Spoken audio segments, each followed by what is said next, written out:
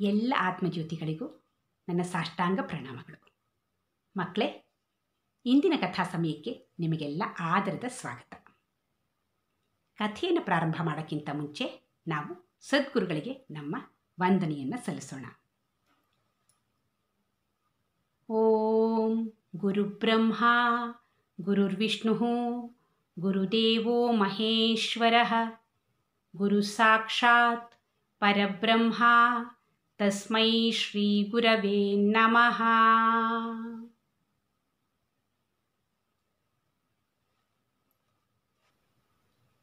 ಇವತ್ತು ನಾನು ನಿಮಗೆ ಚಂದಕ್ಕಿ ಮಾಮನ ಕಥೆಯನ್ನು ಹೇಳ್ತೀನಿ. ಇದು ಬಾಲರಾಮನಿಗೆ ಸಂಬಂಧಪಟ್ಟ ಕಥೆ. ರಾಮಾಯಣ ಕೇಳಿದ್ದೀರಾ ಅಲ್ವಾ ನೀವು? ರಾಮನ ಬಗ್ಗೆನೂ ನಿಮಗೆ ಗೊತ್ತು. ಈಗ ಈ ಕಥೆಯಲ್ಲಿ ಬರೋ ರಾಮ ಪುಟಾಣಿ ರಾಮ. ನಿಮ್ಮ ಥರ ಪುಟ್ಟ ಹುಡುಗ, ನಿಮಗಿಂತ ಪುಟ್ಟ ಹುಡುಗ. ನಿಮಗಾದರೂ ಇವಾಗ ಕಥೆ ಕೇಳಕ್ಕೆ ಗೊತ್ತು, ಕಥೆನ ಬೇರೆಯವ್ರಿಗೆ ಹೇಳಕ್ಕೆ ಗೊತ್ತು. ಆದರೆ ಈ ರಾಮ ಇನ್ನೂ ಚಿಕ್ಕವನು. ಅವನಿಗೆ ತುಂಬ ಮಾತಾಡೋಕ್ಕೆ ಬರ್ತಾ ಇರಲಿಲ್ಲ. ಒಂದೋ ಎರಡೋ ಶಬ್ದ ಮಾತಾಡೋಕ್ಕೆ ಬರ್ತಾಯಿತ್ತು. ಇವಾಗ ನಿಮ್ಮ ಮನೇಲಿ ನಿಮ್ಮ ತಮ್ಮನೋ ತಂಗಿನೋ ಪುಟ್ಟೋರಿದ್ದಾರಲ್ವ, ಅವ್ರಿಗೆ ಹಾಗೆ ಅಲ್ವಾ, ಒಂದೋ ಎರಡೋ ಶಬ್ದ ಮಾತಾಡೋಕ್ಕೆ ಬರುತ್ತೆ. ಅದೇ ಥರ ಇದ್ದ ರಾಮ. ತುಂಬ ಮುದ್ದಾದ ಮಗು, ಕೋಮಲವಾದ ಮಗು. ಎಲ್ರಿಗೂ ರಾಮ ಅಂದರೆ ತುಂಬ ಇಷ್ಟ. ಯಾವಾಗಲೂ ನಗ್ನಗ್ತಾ ಶಾಂತ ಸ್ವಭಾವದ ಸುಂದರ ಮಗುವಾಗಿದ್ದ ರಾಮ. ಸರಿ, ಒಂದು ದಿವಸ ರಾತ್ರಿ ರಾಮನ ಊಟದ ಸಮಯ ಆಗಿತ್ತು. ತಾಯಿ ಕೌಸಲ್ಯೆ ರಾಮನ ಊಟಕ್ಕೆ ಎಲ್ಲ ತಯಾರಿ ಮಾಡ್ಕೋತಾ ಇದ್ದಾಳೆ. ಅವಳೇ ರಾಣಿಯಾಗಿದ್ದರು.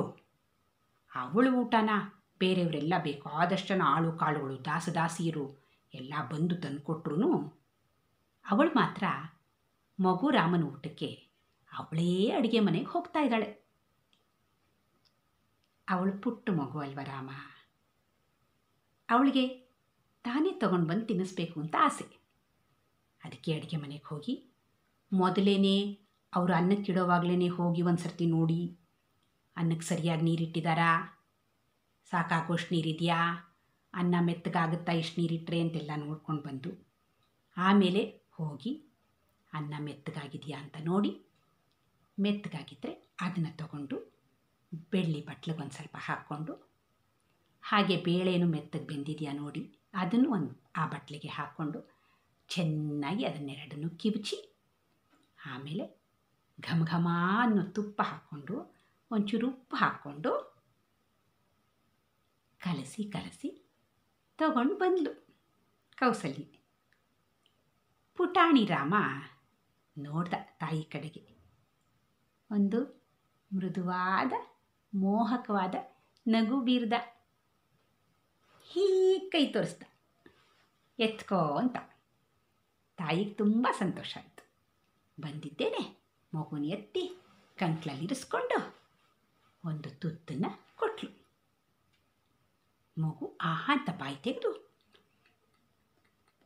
ಅಂತ ಅಗದು ತಿಂದ್ಬಿಡ್ತು. ತುಂಬ ಖುಷಿಯಾಗೋಯ್ತು. ಇನ್ನೊಂದು ತುತ್ತು ಕೊಟ್ಲು, ಅದನ್ನು ತಿಂದ್ಬಿಟ್ಟ. ಇನ್ನೂ ಒಂದು ತುತ್ತು ಕೊಟ್ಲು, ಅದಕ್ಕೆ ಆ ಅಂತ ಬಾಯಿ ತೆಗೆಯೋದಷ್ಟೊತ್ತಿಗೆ ಮಗುವಿನ ಗಮನ ಕಿಟಕಿ ಕಡೆಗೆ ಹೋಯಿತು. ಅರಮನೆಯಲ್ಲಿ ದೊಡ್ಡ ದೊಡ್ಡ ಕಿಟಕಿಗಳು ಮಕ್ಕಳೇ. ನೀವು ನೋಡಿದ್ದೀರಾ ಯಾವುದಾದ್ರೂ ಅರಮನೆ? ದೊಡ್ಡ ಕಿಟಕಿಗಳು. ಆ ಕಿಟಕಿಗಳಿಂದ ಹೊರಗಡೆ ಆಕಾಶ ಎಲ್ಲ ಕಾಣುತ್ತೆ. ಹಾಗೆ ರಾಮನ ದೃಷ್ಟಿ ಕಿಟಕಿ ಕಡೆಗೆ ಹೋಯ್ತಲ್ವಾ, ಆ ಹೊರಗಡೆ ಆಕಾಶ ಕಾಣಿಸ್ತು. ಆ ಆಕಾಶದಲ್ಲಿ ಚಂದ್ರ, ಹುಣ್ಣಿಮೆ ಚಂದ್ರ ಫಳಫಳ ಅಂತ ಹೊಳಿತಾ ಇದ್ದಾನೆ. ತನ್ನ ಬೆಳದಿಂಗಳನ್ನು ಬೀರ್ತಾ ಇದ್ದಾನೆ. ಬೆಳ್ಳಿ ಉಂಡೆ ಇದ್ದಾಗಿದ್ದಾನೆ, ಬೆಣ್ಣೆ ಮುದ್ದೆ ಇದ್ದಾಗಿದ್ದಾನೆ. ಮಗು ರಾಮನಿಗೆ ತುಂಬ ಇಷ್ಟ ಆಗೋಯ್ತು. ಅರೇ, ಆ ಚಂದ್ರ ಬೇಕು ಅಂತ ಅನ್ನಿಸ್ಬಿಡ್ತು. ತಕ್ಷಣ ಬೇಕು ಅಂದ. ಅದಕ್ಕೆ ಕೌಸಲ್ಯ ತಗೊಪುಟ್ಟ ಅಂತ ಇನ್ನೊಂದು ತುತ್ತಿಟ್ಲು. ಅಂದ. ಅರೇ ಇದು ಸಾಕಾಯ್ತಾ, ಸರಿ ಹಾಗಾದರೆ ನಾನು ಮೊಸರನ್ನ ತರ್ತೀನಿ ಅಂದ್ಬಿಟ್ಟಿದ್ದೇನೆ. ಮಗುನಲ್ಲಿ ಇಳಿಸಿದ್ಲು, ಬೇಗ ಬೇಗ ಓಡಿದ್ಲು ಅಡುಗೆ ಮನೆಗೆ. ಓಡಿ ಹೋಗಿ ಮತ್ತೆ ಬಿಸಿ ಬಿಸಿ ಅನ್ನ ಹಾಕ್ಕೊಂಡು ಚೆನ್ನಾಗಿ ಕಿವುಚಿ ಗರಣೆ ಮೊಸರು ಹಾಕ್ಕೊಂಡು ತುಪ್ಪ ಇಲ್ಲ ಉಪ್ಪು ಹಾಕ್ಕೊಂಡು ಚೆನ್ನಾಗಿ ಕಲಸಿ ಕಲಸಿ ಕಲಸಿ ತಗೊಂಡು ಬಂದ್ಲು. ಬಂದಿದ್ದೇನೆ ರಾಮ ತಗೋ ಅಂತ ನಿಂತಿದ್ದ ಕಡೆನೆ ಹೀಗೆ ಊಟ್ಸಕ್ಕೆ ಹೋದ್ಲು. ಅಂದ ರಾಮ. ಅರೆ ಈಗ ತಾನೇ ಕೇಳದೆ ಬೇಕು ಅಂತ ಮತ್ತೆ ಬೇಡ ಅಂತ ಇದೆಯಲ್ಲ, ಯಾಕೆ ಅಂತಂದ್ಲು. ಬೇಕು ಅಂದ. ತಗೋ ಅಂದ್ಲು. ಬೇಕು ಅಂತ ತೋರಿಸ್ದ. ಏನು ಬೇಕಪ್ಪ ಅಂದ್ಬಿಟ್ಟು ಅರಮನೆಯಲ್ಲಿರೋ ಪದಾರ್ಥನೆಲ್ಲ ಇದು ಬೇಕಾ ಇದು ಬೇಕಾ ಇದು ಬೇಕಾ ಅಂತ ಎಲ್ಲ ಕೇಳಿದ್ಲು. ಅಂದ.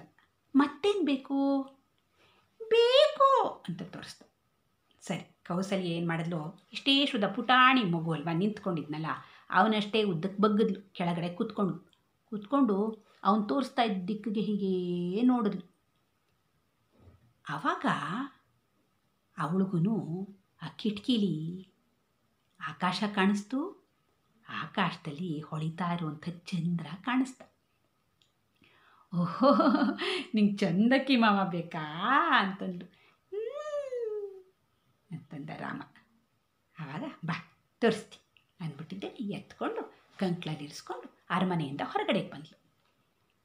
ಹೊರಗಡೆಗೆ ಬಂದ ತಕ್ಷಣ ಆಕಾಶ ಇನ್ನೂ ವಿಸ್ತಾರವಾಗಿ ಕಾಣಿಸ್ತು, ಚಂದ್ರನು ಚೆನ್ನಾಗಿ ಕಾಣಿಸ್ತಾ. ಮಗುಗೆ ತುಂಬ ಸಂತೋಷ ಆಗೋಯ್ತು.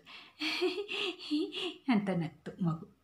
ಆಮೇಲೆ ಸಂತೋಷ ಆಯ್ತಾ ನೋಡು ಚಿನ್ನ ಅಂತಂದು. ಬೇಕು ಅಂದ. ಚಂದಕ್ಕಿ ಮಾಮ ಬೇಕಾ? ಚಂದಕ್ಕಿ ಮಾಮ ಬರೋಕ್ಕಾಗಲ್ಲ ಚಿನ್ನ, ದೂರ ಇದ್ದಾನೆ, ಅವನನ್ನು ನಾವು ತರೋಕ್ಕಾಗೋದಿಲ್ಲ. ನೀನಿಲ್ಲಿಂದನೇ ನೋಡಬೇಕು, ಖುಷಿ ಪಡಬೇಕು. ತಗೋಪುಟ್ಟ ತುತ್ತಿಟ್ಕೊ ಅಂತ ತುತ್ತು ಕೊಡೋಕೆ ಹೋದ್ಲು. ಅಂದ. ಬೇಕು ಅಂದ. ರಾಮ ನೋಡು ಹೇಳಿದ ಅರ್ಥ ಮಾಡ್ಕೋಬೇಕಪ್ಪ, ಚಂದಕ್ಕಿ ಮಾಮನ್ ತರಕ್ಕಾಗಲ್ಲ ಅಂತ ಸ್ವಲ್ಪ ಗದ್ರದ ಹಾಗೆ ಹೇಳಿದ್ಲು ಕೌಸಲ್ಯ. ಬೇಕು ಬೇಕು ಅಂತ ಅಳುಮುಂಜಿ ಆಯಿತು ರಾಮಂದು. ಆಹಾ ಏನಿದು ಗರ್ಲಾಟೆ, ಏನಿದು ಹಠ ರಾಮ? ಈ ಹಠ ಎಲ್ಲ ನಿಂಗೆ ಒಳ್ಳೇದಲ್ಲ, ಹೇಳಿದ ಮಾತು ಕೇಳಬೇಕು, ಚಂದಕ್ಕಿ ಮಾಮನ್ ತರಕ್ಕಾಗಲ್ಲ ಅಂದ್ಲು.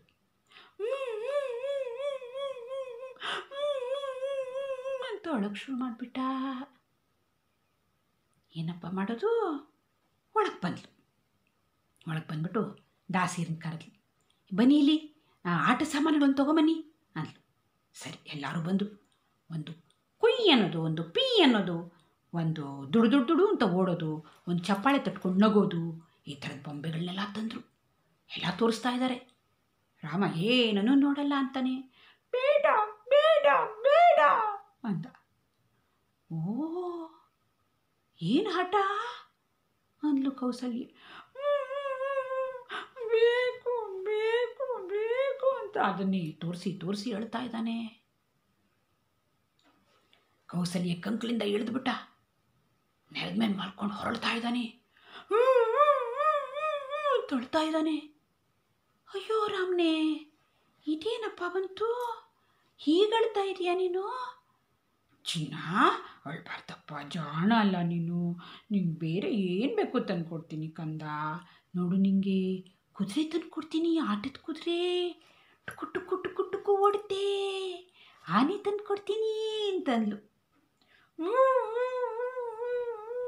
ಅಳ್ತಾನೆ. ಸರಿ ಈ ಕಾವಲ್ನವರು ಒಂದಿಬ್ಬರು ಓಡಿದ್ರು ದಶರಥನ ಆಸ್ಥಾನಕ್ಕೆ. ದಶರಥ ಗಂಭೀರವಾದ ಮಂತ್ರಾಲೋಚನೆ ಸಭೆ ಮಾಡ್ತಾ ಇದ್ದಾನೆ. ಇವರು ಅಲ್ಲೇ ಒಳಕ್ಕೆ ನುಗ್ಗೇ ಬಿಟ್ರು. ಮಹಾರಾಜ ಅಂದ್ಕೊಂಡು. ರಾಜ ನೋಡ್ದ, ಸಿಟ್ಟು ಬಂತು ರಾಜನಿಗೆ. ಏನಿದು, ಏನು ಹೀಗೆ ನುಗ್ತಾ ಇದ್ದೀರಾ? ನಾನು ಗಂಭೀರವಾದ ಮಂತ್ರಾಲೋಚನೆ ಸಭೆ ಮಾಡ್ತಾ ಇದ್ದೀನಿ, ಏನೊಂದು ಸ್ವಲ್ಪ ಶಿಸ್ತು ಇಲ್ಲ, ಏನೂ ಇಲ್ಲ, ಏನಂಥದ್ದು ತುರ್ತು ನಿಮಗೆ ಅಂತಂದು. ಮಹಾರಾಜ, ಬಾಲರಾಮ ತುಂಬ ಅಳ್ತಾ ಇದ್ದಾನೆ. ಕೌಸಲ್ಯ ತಾಯಿಯವರು ಎಷ್ಟೇ ಸಮಾಧಾನ ಮಾಡಿದ್ರು ಮಗು ಸಮಾಧಾನ ಆಗ್ತಾಯಿಲ್ಲ. ನೆಲದ ಮೇಲೆ ಬಿದ್ದು ಹೊರಳಾಡ್ತಾ ಇದೆ, ಅಳ್ತಾ ಇದೆ. ಅದಕ್ಕೆ ನಿಮ್ಮ ಹತ್ರ ಹೇಳೋಣ ಅಂತ ಬಂದ್ವಿ ಅಂತಂದರು. ಅವನಿಗೆ ದಿಗ್ಭ್ರಮೆ ಆಗೋಯ್ತು. ದಶರಥನಿಗೆ ರಾಮ ಅಂದರೆ ಪಂಚಪ್ರಾಣ. ರಾಮನ ಕಣ್ಣಲ್ಲಿ ಒಂದು ಹನಿ ನೀರು ಬರೋ ಹಾಗಿಲ್ಲ. ಅವನ ಹೃದಯ ವಿಲಿ ವಿಲಿ ವಿಲಿ ವಿಲಿ ಒದ್ದಾಡ್ಬಿಡ್ತಾ ಇತ್ತು. ಅಂಥದ್ರಲ್ಲಿ ಮಗು ನೆಲದ ಮೇಲೆ ಹೊರಳಾಡ್ಕೊಂಡು ಬೋರ್ ಅಂತ ಅಳ್ತಾ ಇದೆ ಅಂತ ಹೇಳ್ತಾ ಇದ್ದಾರೆ. ಅವನಿಗೆ ತಾನು ಏನು ಮಂತ್ರಾಲೋಚನೆ ಸಭೆ ಮಾಡ್ತಾ ಇದ್ನೋ ಅದೆಲ್ಲ ಪೂರ್ತಿ ಮರ್ತು ಹೋಯ್ತು. ಎದ್ದ, ಏನು ರಾಮ ಆಡ್ತಾ ಇದ್ದಾನ, ಅಯ್ಯಯ್ಯೋ ಅಂತ ಓಡ್ ಬಂದಿದ್ದೇನೆ. ನೋಡ್ತಾನೇ ರಾಮ ಹೊರಳು ಅಳ್ತಾ ಇದ್ದಾನೆ. ದಶರಥ ಬಂದಿದ್ದು ನೋಡಿ, ಕೌಸಲ್ಯೆ, ಮಹಾರಾಜ ತುಂಬ ಗಾಬರಿ ಆಗಬೇಡಿ, ಅಂಥ ಗಾಬರಿ ಆಗೋವಂಥ ವಿಷಯ ಏನಿಲ್ಲ ಅಂತ ಹೇಳ್ತಾ ಇದ್ದಾಳೆ. ಇವನು ಏನು ಗಾಬರಿ ಆಗುವಂಥ ವಿಷಯ ಇಲ್ಲ ಅಂತ ಹೇಳ್ತೀಯ ಕೌಸಲ್ಯೆ? ಮಗು ಹೇಗೆ ಅಳ್ತಾ ಇದೆ, ಸುಮ್ಮನೆ ನಿಂತಿದೆಯಲ್ಲ ನೀನು ಅಂದಿದ್ದೇನೆ. ಮಗುನ ಅನಾಮತ್ತಾಗಿ ಎತ್ಕೊಂಡ ಹೆಗಲ ಮೇಲೆ ಹಾಕ್ಕೊಂಡ. ಮಗು, ಪುಟ್ಟ ಅಳ್ಬೇಡಪ್ಪ, ನನ್ನ ರಾಜ, ನನ್ನ ರಾಮ, ಅಳ್ಬೇಡ ಕಂದ, ಅಳ್ಬೇಡಪ್ಪ. ನಿಂಗೇನಪ್ಪ ಬೇಕು, ಯಾಕಪ್ಪ ಅಳ್ತಾ ಇದೀಯಾ, ಏನಾಗ್ತಾ ಇದೆಯಪ್ಪ ನಿನಗೆ, ಏನಾಗ್ತಾ ಇದೆಯಪ್ಪ ಅಂತ ಕೇಳ್ದ. ಆವಾಗ ಕೌಸಲ್ಯ ಹೇಳಿದ್ಲು, ಮಹಾರಾಜ, ರಾಮ ಚಂದ್ರ ಬೇಕು ಅಂತ ಅಳ್ತಾ ಇದ್ದಾನೆ. ನಾನು ಎಷ್ಟೋ ಹೇಳಿದೆ, ಎಷ್ಟೋ ಅವನಿಗೆ ತಿಳಿ ಹೇಳಿ ಸಮಾಧಾನ ಮಾಡೋಕ್ಕೆ ಪ್ರಯತ್ನ ಪಟ್ಟೆ. ಚಂದ್ರ ದೂರ ಇದ್ದಾನೆ, ಅಲ್ಲಿ ತರೋಕ್ಕಾಗಲ್ಲಪ್ಪ ನಾವು, ಅವನಿಲ್ಲಿಗೆ ಬರೋಕ್ಕಾಗಲ್ಲಪ್ಪ, ನಾವು ಇಲ್ಲಿಂದಾನೆ ನೋಡಬೇಕು ಅಂತ ಅದು ಎಷ್ಟು ಹೇಳಿದ್ರು ಮಗು ಕೇಳ್ತಾ ಇಲ್ಲ ಮಹಾರಾಜ. ನಾನು ಆವಾಗಲಿಂದ ತುಂಬ ಪ್ರಯತ್ನ ಪಡ್ತಾಯಿದ್ದೀನಿ, ನನ್ನ ಕೈಲಾಗ್ತಾಯಿಲ್ಲ. ನಾನೇನು ಮಾಡಲಿ ಮಹಾರಾಜ, ನಾನು ಅದಕ್ಕೆ ಹೀಗೆ ಸುಮ್ಮನೆ ನಿಂತ್ಕೊಂಡ್ಬಿಟ್ಟಿದ್ದೆ ಅಂತ ಹೇಳ್ತಾ ಇದ್ದಾಳೆ. ಅವಳ ಕಣ್ಣಲ್ಲೂ ನೀರು ಬರ್ತಾ ಇದೆ. ಆವಾಗ ಮಹಾರಾಜ, ಏನಪ್ಪ ನಿನಗೆ ಚಂದಕ್ಕಿ ಮಾಮ ಬೇಕಾ? ನೋಡು, ನಿನಗೆ ನಾನು ಬಿಲ್ಲು ಬಾಣ ತಂದು ಕೊಡ್ತೀನಿ, ಬಿಲ್ಲು ಬಾಣ ತೊಗೊಂಬನ್ರೋ ಅಂತಂದ. ಒಂದಿಬ್ಬರು ಬಿಲ್ಲು ಬಾಣ ತಂದರು. ನೋಡು ಇಲ್ಲಿ ಹೇಗೆ ಬಿಲ್ಲನ್ನು ಹಿಡ್ಕೋಬೇಕು, ಬಾಣನ ಹೇಗೆ ಹೂಡಬೇಕು ನೋಡಿ, ಇಲ್ಲಿ ಹೀಗೆ ಬಿಡಬೇಕು ಅಂತ ರಾಮ. ಓಹ್, ನಿಂಗಿದು ಬೇಡವಾ? ಹಾಂ, ಕುದುರೆ ಆನೆ ತಂದು ಕೊಡ್ತೀನಿ, ಆನೆ. ಓ, ನಿಂಗೆ ಚಂದಕ್ಕಿ ಮಾಮನೇ ಬೇಕಾ? ಸರಿ, ಆಯಿತು, ನಾನು ತಂದುಕೊಡ್ತೀನಿ ನಿನಗೆ ಚಂದಕ್ಕಿ ಮಾಮನ್ನ ನಾಳೆ ತಂದುಕೊಡ್ತೀನಿ. ಇವತ್ತು ನೀನು ಊಟ ಮಾಡಿ ಮಲ್ಕೊಂಬಿಡು, ತಾಚಿ ಮಾಡ್ಕೊಂಬಿಡು. ನೀನು ಬೆಳಗ್ಗೆ ಹೇಳ್ತೀಯಲ್ಲ, ನೀನು ಹೇಳೋ ಹೊತ್ತಿಗೆ ನಾನು ಚಂದಕ್ಕಿ ಮಾಮನ್ನ ತಂದಿಟ್ಬಿಡ್ತೀನಿ ನೀನು ಹತ್ರನೇ, ಸರಿನಾ ಅಂತಂದು. ಬೇಕು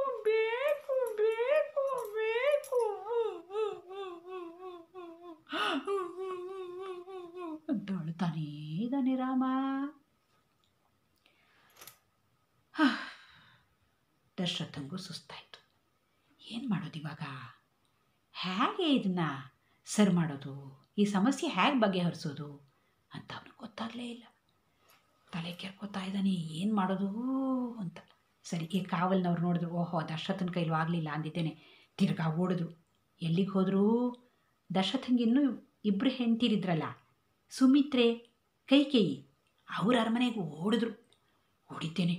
ರಾಮ ಅಳ್ತಾ ಇದ್ದಾನೆ, ರಾಮ ನೆಲದ ಮೇಲೆ ಬಿದ್ದು ಹೊರಳಾಡ್ಕೊಂಡು ಅಳ್ತಾ ಇದ್ದಾನೆ, ತುಂಬ ದುಃಖ ಪಡ್ತಾ ಇದೆ ಮಗು ಅಂತ ಹೇಳಿದ್ರು.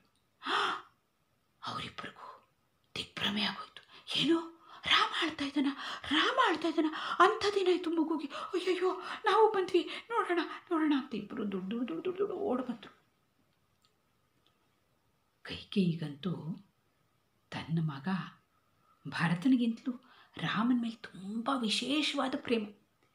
ರಾಮನಿಗೂ ಹಾಗೆ ತನ್ನ ತಾಯಿ ಕೌಸಲ್ಯಗಿಂತನೂ ಕೈಕೇಯಿ ಅಂದರೆ ತುಂಬ ಇಷ್ಟ. ಕೈಕೇಯಿ ಓಡಿ ಬಂದ್ಲು, ಮಗು ರಾಮ, ಬಾಲರಾಮ, ಬಾಪ್ಪ ಬಾಚಿನ ಅಂತ ಬಂದ್ಲು. ರಾಮನು ಅಂತ ಕೈ ಎರಡನ್ನೂ ಚಾಚ್ಕೊಂಡು ಓಡ್ದ ಕೈಕೇಯಿ ಹತ್ರಕ್ಕೆ. ಕೈಕೇಯಿ ಎತ್ಕೊಂಡ್ಲು, ಮಗುನ ಎತ್ಕೊಂಡು ತಟ್ತಾ ಇದ್ದಾಳೆ. ನನ್ನ ಚಿನ್ನ, ನನ್ನ ರನ್ನ, ನನ್ನ ಮುತ್ತು, ನನ್ನ ಪದಕ, ನನ್ನ ಪಚ್ಚೆ, ನನ್ನ ಪ್ರಾಣ. ಏನಾಯ್ತಪ್ಪ ನನ್ನ ರಾಮಂಗೆ, ಯಾಕಪ್ಪ ಹೀಗೆ ಅಳ್ತಾ ಇದ್ದಾನೆ, ಏನಮ್ಮ ಚಿನ್ನ ಅಂತ ಅಳ್ತಾಳೆ. ಅವಳಿಗೂ ದುಃಖ ಬರ್ತಾ ಇದೆ.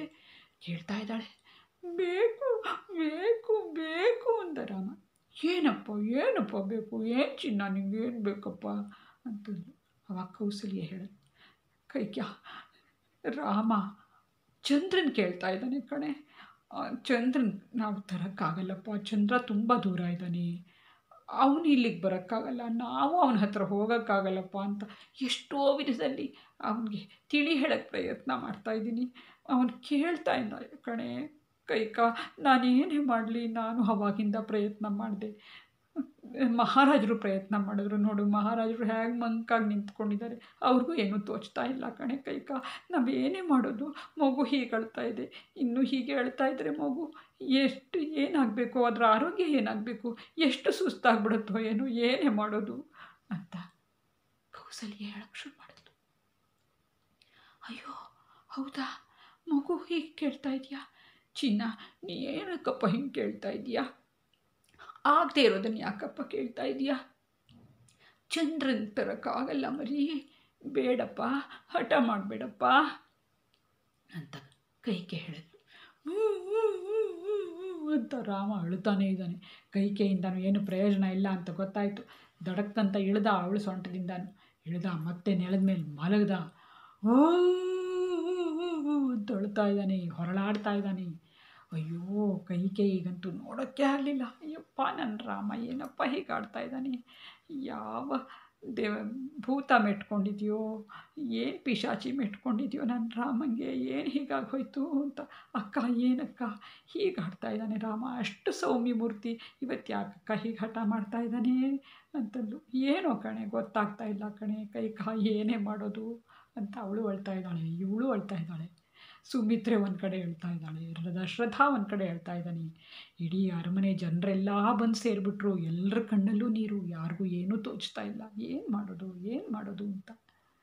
ಆಮೇಲೆ ಕೈಗೆ ಹಾಗೇ ಕಣ್ಣು ಮುಚ್ಕೊಂಡು ಅಳ್ತಾ ಇದ್ದಾಳೆ. ಒಂದು ನಿಮಿಷ ಹಾಗೇ ಯೋಚನೆ ಮಾಡಿದ್ಲು.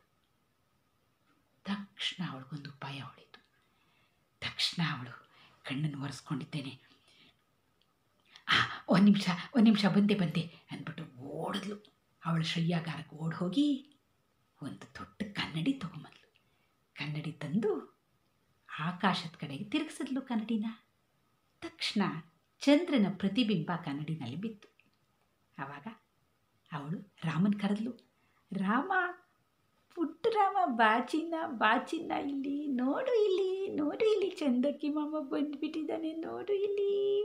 ನೀನು ಅಷ್ಟೊಂದು ಕರೆದಿಯಲ್ಲ, ಅದಕ್ಕೆ ಅವನು ಓಡೋಡಿ ಬಂದುಬಿಟ್ಟಿದ್ದಾನೆ, ಬಾಯಿಲಿ ನೋಡು. ರಾಮ ನೋಡ್ತಾನೆ, ಕಾಣಿಸ್ತಾ ಇದ್ದಾನೆ ಚಂದ್ರ. ಕಣ್ಣು ಅರಳಿತು ರಾಮನಿಗೆ, ಓಡೋಡಿ ಬಂದ. ನೋಡ್ತಾನೆ, ನಿಜ ಚಂದಕ್ಕಿ ಮಾಮ ಬಂದುಬಿಟ್ಟಿದ್ದಾನೆ, ನೋಡು ಚಿನ್ನ, ಮುಟ್ಟು, ಚಂದಕ್ಕಿ ಮಾಮನ ಮುಟ್ಟು ಅಂತಂದ್ಲು ಕೈಕೆ. ರಾಮ ಮುಟ್ಟಕ್ಕೆ ಸಿಗ್ತಾ ಇದ್ದಾನೆ ಚಂದ್ರ. ಮುದ್ದು ಕೊಡು, ಒಂದು ಮುತ್ತು ಕೊಡು ಅಂದ್ಲು. ಒಂದು ಮುತ್ತು ಕೊಟ್ಟ ರಾಮ ಚಂದ್ರಂಗೆ. ರಾಮಂಗೆ ತುಂಬ ಸಂತೋಷ ಆಗೋಯ್ತು. ಅಂತ ಮಗು ಚಪ್ಪಾಳೆ ತಟ್ಟು ನಗ್ತು ಖುಷಿ ಆಗೋಯ್ತು. ಅಪ್ಪ, ಎಲ್ಲರ ಮುಖದಲ್ಲೂ ನಗು ಕಾಣಿಸ್ತು. ಎಲ್ಲರೂ ಕಣ್ಣೀರನ್ನು ಒರೆಸ್ಕೊಂಡಿದ್ದು ನಗ್ತಾ ಇದ್ದಾರೆ ಎಲ್ಲರೂ.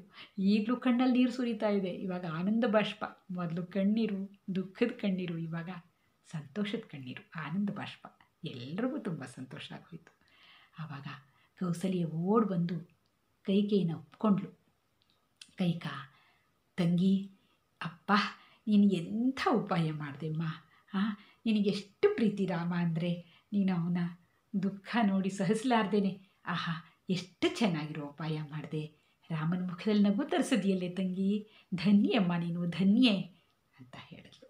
ಆವಾಗ ಕೈಗೆ ಹೇಳಿದ್ಲು, ಹೌದಕ್ಕ, ರಾಮನ ಕಣ್ಣೀರನ್ನು ನೋಡೋಕ್ಕೆ ನನ್ನ ಕೈಲಾಗಲ್ಲ ಅಕ್ಕ. ಅಪ್ಪ, ನಾನು ತುಂಬ ಕಷ್ಟಪಟ್ಬಿಟ್ಟೆ.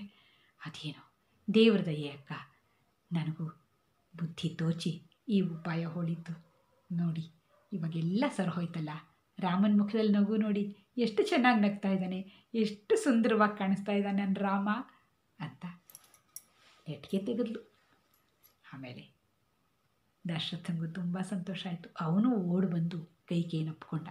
ಕೈಕ, ಆಹಾ ಎಷ್ಟು ಮೃದು ಹೃದಯಿ ನೀನು, ಆಹಾ ನಿನಗೆ ರಾಮನ ಕಂಡ್ರೆ ಅದು ಎಷ್ಟು ಇಷ್ಟ. ನನ್ನ ರಾಮ ಅಂದರೆ ಯಾರಿಗಿಷ್ಟ ಆಗಲ್ಲ ಹೇಳು, ನಿನಗೂ ಹಾಗೆ ತುಂಬ ಇಷ್ಟ. ಅದಕ್ಕೆ ಹೇಗೋ ಉಪಾಯ ಮಾಡಿ ಅವನ ಮುಖದಲ್ಲಿ ನಗು ತರಿಸ್ಬಿಟ್ಟಿಯಲ್ಲ, ಆಹಾ ನಿಜವಾಗ್ಲೂ ಧನ್ಯೆ ನೀನು, ಧನ್ಯೆ ಅಂತ ದಶರಥನೂ ಹೊಗಳಿದ. ಎಲ್ರಿಗೂ ತುಂಬ ಸಂತೋಷ ಆಯಿತು. ರಾಮನು ತುಂಬ ಖುಷಿ ಪಟ್ಕೊಂಡ. ಹೀಗೆ ದೊಡ್ಡ ಸಮಸ್ಯೆಯಾಗಿ ಬಂದಿದ್ದು ತಿಳಿಯಾಗಿ ನಗುವಿನಿಂದ ಪರಿಸಮಾಪ್ತಿಯಾಯಿತು. ಚೆನ್ನಾಗಿತ್ತ ಮಕ್ಕಳೇ ಕಥೆ? ನೀವು ಚಂದಕ್ಕಿ ಮಾಮನ ನೋಡಿದ್ದೀರಾ? ಹುಣ್ಣಿಮೆ ಚಂದ್ರನ ನೋಡಿದ್ದೀರಾ ನೀವು? ಗುಂಡಿಗೆ ಬೆಳ್ಳಿಗೆ ಬಿಳಿ ಉಂಡೆ ಆಗಿರೋ ಚಂದ್ರನ್ನ. ನಮ್ಮ ಕನ್ನಡದ ಪ್ರಖ್ಯಾತ ಕವಿಗಳು, ಜ್ಞಾನಪೀಠ ಪ್ರಶಸ್ತಿ ಪುರಸ್ಕೃತರಾದ ಡಾಕ್ಟರ್ ದ ರಾ ಬೇಂದ್ರೆಯವರು ಈ ಚಂದಕ್ಕಿ ಮಾಮನ ಬಗ್ಗೆ ಎಷ್ಟು ಸುಂದರವಾದ ಒಂದು ಪದ್ಯ ಬರೆದಿದ್ದಾರೆ ಗೊತ್ತಾ? ಚಂದಕ್ಕಿ ಮಾಮ ಪಾಡ್ಯದ ದಿವಸ ಹುಟ್ಟುತ್ತಾನೆ. ಬೆಳೀತಾ ಬೆಳೀತಾ ಬೆಳೀತಾ ಹುಣ್ಣಿಮೆ ದಿವಸ ಪೂರ್ಣವಾಗಿ ಬೆಳೆದು ನಿಲ್ತಾನೆ. ಅದನ್ನು ಅವರು ಹೇಗೆ ವರ್ಣಿಸಿದ್ದಾರೆ ನೋಡಿ. ಬಿದಿಗೆ ಚಂದ್ರ, ಚೌತಿ ಚಂದ್ರ, ಅಷ್ಟಮಿ ಚಂದ್ರ ಮತ್ತು ಹುಣ್ಣಿಮೆ ಚಂದ್ರ, 4 ಚಂದ್ರರನ್ನು ವರ್ಣಿಸಿದ್ದಾರೆ. ಬಿದಿಗೆ ಚಂದ್ರ ಬಂದ ನೋಡು, ದೀಪ ಹಚ್ಚಿದಂತೆ ಜೋಡು, ಯಾರ ಮನೆಯು ಅಲ್ಲಿ ಇಹುದೋ ಯಾರು ಬಲ್ಲರು, ನೋಡಲೇನು ಒಬ್ಬರೇನು ಹೇಳಲೊಲ್ಲರು. ಆಗೋ ಚವತಿ ಚಂದ್ರ ನೋಡು, ಮೂಡಿದಂತೆ 2 ಕೋಡು, ಮೃಗವು ಎಲ್ಲಿ ಇಹುದೋ ಏನು ನಾನು ಕಾಣೆನು, ಇಂಥ ಚಿತ್ರ ಬರೆದನಿಲ್ಲಿ ಯಾವ ಜಾಣನು. ಅಷ್ಟಮಿ ಚಂದ್ರನು ಬಂದ, ಅರ್ಧ ಬಿಟ್ಟು ಅರ್ಧ ತಿಂದ, ಉಂಡಿ ಚೆಲ್ಲಿ ಕೊಟ್ಟನಿಲ್ಲಿ ಹುಡುಗನಾವನು, ಕಾಣೆ ಅತ್ತ ಇತ್ತ ಎತ್ತು ಅವನ ಠಾವನು. ಬಂದನು ಹುಣ್ಣಿಮೆಯ ಚಂದ್ರ, ಬೆಳದಿಂಗಳು ನಿಬಿಡ ಸಾಂದ್ರ, ಅಲ್ಲ ಅಲ್ಲ ಮುಗಿಲ ತುಂಬ ಇಹುದು ಮಜ್ಜಿಗೆ, ಬೆಣ್ಣೆ ಮುದ್ದೆ ಮೇಲೆ ಒಂದು ಹೇಳು ಅಜ್ಜಿಗೆ ಅಂತ ಬರೀತಾರೆ. ಅದರ ಅರ್ಥ ಏನು ಗೊತ್ತಾ ಮಕ್ಕಳೇ? ಬಿದಿಗೆ ದಿವಸ ಕವಿಗೆ ಚಂದ್ರ ಹೇಗೆ ಕಾಣಿಸ್ತಾನೆ ಅಂದರೆ, ಚಂದ್ರನ 2 ತುದಿಗಳು ದೀಪದ 2 ಕುಡಿಗಳ ಹಾಗೆ ಕಾಣುತ್ತಂತೆ. ಆಕಾಶದಲ್ಲಿ ಯಾರ್ದೋ ಒಬ್ಬರು ಮನೆ ಇದೆ. ಆ ಮನೆಯಲ್ಲಿ ಅವರು 2 ದೀಪಗಳನ್ನು, ಜೋಡಿ ದೀಪಗಳನ್ನು ಹಚ್ಚಿಟ್ಟಿದ್ದಾರೆ ಅಂತ ಹೇಳ್ತಾರೆ ಕವಿ. ಆ ದೀಪದ ಕುಡಿಗಳು ಉರಿತಾ ಇರೋದು ಕಾಣಿಸ್ತಾ ಇದೆ. ಯಾರ ಮನೆ ಇದೆಯೋ ಅಲ್ಲಿ ಯಾರಿಗೂ ಗೊತ್ತಿಲ್ಲ ಅಂತಾರೆ. ಆಮೇಲೆ ಚೌತಿ ಚಂದ್ರನ ವರ್ಣಿಸ್ತಾರೆ. ಚೌತಿ ಚಂದ್ರನ 2 ತುದಿಗಳು ಒಂದು ಮೃಗ ಅಥವಾ ಪ್ರಾಣಿಯ 2 ಕೊಂಬುಗಳ ಹಾಗೆ ಕಾಣುತ್ತವಂತೆ. ಆದರೆ ಆ ಪ್ರಾಣಿ ಮುಖನೇ ಕಾಣಿಸ್ತಾ ಇಲ್ವಲ್ಲ, ಬರೀ 2 ಕೊಂಬು ಕಾಣಿಸ್ತಾ ಇದೆ. ಆಹಾ ಎಂಥ ಸುಂದರವಾದ ಚಿತ್ರ, ಅದು ಯಾರಪ್ಪ ಬರ್ತಿತ್ತು ಅಂತಾರೆ. ಆಮೇಲೆ ಅಷ್ಟಮಿ ಚಂದ್ರನ ಬಗ್ಗೆ ಹೇಳ್ತಾರೆ. ಪುಟ್ಟ ಹುಡುಗ ಒಬ್ಬ ಒಂದು ಉಂಡೆನ, ಕಡಲೆ ಉಂಡೆನೋ ಬೆಲ್ಲದ ಉಂಡೆನೋ ಅಥವಾ ಲಡ್ಡುನೋ ಯಾವುದೋ ಒಂದು ಗುಂಡಿಗಿರೋ ಉಂಡೆನ ಅರ್ಧ ಕಚ್ಚಿ ತಿಂದುಬಿಟ್ಟಿದಾನಂತೆ. ಇನ್ನು ಅರ್ಧ ಭಾಗ ಬಾಕಿ ಇದೆಯಂತೆ. ಅದು ತಿನ್ನೋಕ್ಕಾಗಲಿಲ್ಲ ಅವನಿಗೆ. ಅದಕ್ಕೆ ತೊಗೊಂಡೋಗ್ಬಿಟ್ಟು ಅಲ್ಲಿ ಆಕಾಶದಲ್ಲಿ ಇಟ್ಬಿಟ್ಟಿದ್ದಾನಂತೆ ಆ ಹುಡುಗ. ಅರ್ಧ ಚಂದ್ರ, ನೀವು ಅಷ್ಟಮಿ ದಿವಸ ನೋಡಿ ಅರ್ಧ ಚಂದ್ರ ಇರುತ್ತೆ. ಅದಕ್ಕೆ ಕವಿಗಳು ಹಾಗೆ ಹೇಳ್ತಾರೆ. ಆಮೇಲೆ ಹುಣ್ಣಿಮೆ ಚಂದ್ರ ಹೇಗಿದ್ದಾನೆ ಅಂತ ಹೇಳ್ತಾರೆ ಗೊತ್ತಾ ಕವಿಗಳು? ಹುಣ್ಣಿಮೆ ಚಂದ್ರ ಆಕಾಶ ತಿಳಿಯಾಗಿರುತ್ತಂತೆ. ಚಂದ್ರ ಪೂರ್ಣವಾದ ಬೆಳಕಿನಿಂದ ಹೊಳಿತಾ ಇರ್ತಾನೆ. ಆಗ ಆ ಬೆಳಗು, ಆ ಹೊಳಪು ಎಲ್ಲ ಕಡೆ ಪಸರಿಸಿರುತ್ತೆ. ಇಡೀ ಪ್ರಕೃತಿ, ಆಕಾಶನೂ ಮೊದಲುಗೊಂಡು ಎಲ್ಲವೂ ಆ ಚಂದ್ರನ ಬೆಳಕಲ್ಲಿ ಬೆಳಗ್ತಾ ಇರುತ್ತೆ. ಆ ಆಕಾಶ ಬಿಳಿಯಾಗಿಬಿಟ್ಟಿರುತ್ತಂತೆ. ಅದು ಹೇಗೆ ಕಾಣಿಸ್ತಾ ಇದೆ ಅಂದರೆ ಮಜ್ಜಿಗೆ ಥರ ಕಾಣಿಸುತ್ತಂತೆ ಕವಿಗಳಿಗೆ. ಮಜ್ಜಿಗೆ ಬೆಳ್ಳಗಿರುತ್ತಲ್ವಾ ಹಾಗೆ. ಆಮೇಲೆ ಆ ಚಂದ್ರ ಆ ಮಜ್ಜಿಗೆ ಒಳಗಡೆ ತೇಲ್ತಾ ಇರೋ ಬೆಣ್ಣೆ ಉಂಡೆ ಥರ ಕಾಣಿಸ್ತಾನಂತೆ. ಎಷ್ಟು ಚೆನ್ನಾಗಿದೆ ಅಲ್ವಾ? ಕವಿಗಳು ಎಷ್ಟು ಚೆನ್ನಾಗಿ ಬರೆದಿದ್ದಾರೆ. ನೀವು ನೋಡಿದ್ದೀರಾ ಚಂದ್ರನ್ನ? ನೋಡಿಲ್ಲದೆ ಹೋದರೆ ನಿಮ್ಮ ಅಪ್ಪ ಅಮ್ಮನ ಕರ್ಕೊಂಡೋಗಿ ತೋರಿಸಿ ಅಂತ ಹೇಳಿ. ಬಿದಿಗೆ ಚಂದ್ರ, ಚೌತಿ ಚಂದ್ರ, ಅಷ್ಟಮಿ ಚಂದ್ರ ಮತ್ತು ಹುಣ್ಣಿಮೆ ಚಂದ್ರ ಎಲ್ಲದನ್ನು ನೋಡಿ ಮಕ್ಕಳೇ. ಆವಾಗ ಕವಿಗಳು ಹೇಳ್ತಾ ಇರೋದು ಸತ್ಯನಾ? ಅವ್ರ ವರ್ಣನೆ ಚೆನ್ನಾಗಿದೆಯಾ? ಹಾಗೆ ಇದೆಯಾ ಅವ್ರ ವರ್ಣನೆ? ಚಂದ್ರ ಹಾಗೆ ಕಾಣಿಸ್ತಾ ಇದ್ದಾನಾ ಅಂತ ನಿಮಗೂ ಗೊತ್ತಾಗುತ್ತೆ. ನೀವು ಖುಷಿ ಪಡ್ಬೋದು. ಆಗಲಿ, ಇವಾಗ ಕಥಾ ಸಮಯವನ್ನು ಮುಗಿಸೋ ಸಮಯ ಬಂತು. ಬಾಲರಾಮ ಮತ್ತು ಚಂದ್ರನ ಕಥೆ ಹಾಗೂ ಬೇಂದ್ರೆಯವರ ಚಂದ್ರನ ವರ್ಣನೆ ಇದೆಲ್ಲ ನಿಮಗೂ ಇಷ್ಟ ಆಗಿದೆ ಅಂತ ತಿಳ್ಕೊಳ್ತೀನಿ. ಈಗ ಕಥಾ ಸಮಯವನ್ನು ಪ್ರಾರ್ಥನೆಯೊಂದಿಗೆ ಮುಗಿಸೋಣ ಮಕ್ಕಳೇ.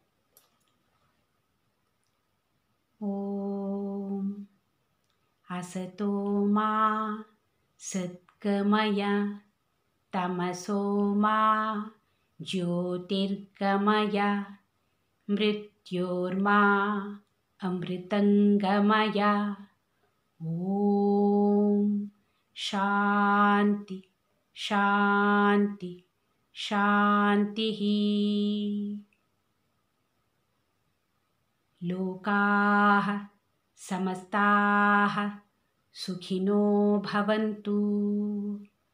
ಲೋಕಾಃ ಸಮಸ್ತಾಃ ಸುಖಿನೋ ಭವಂತು. ಲೋಕಾಃ ಸಮಸ್ತಾಃ ಸುಖಿನೋ ಭವಂತು.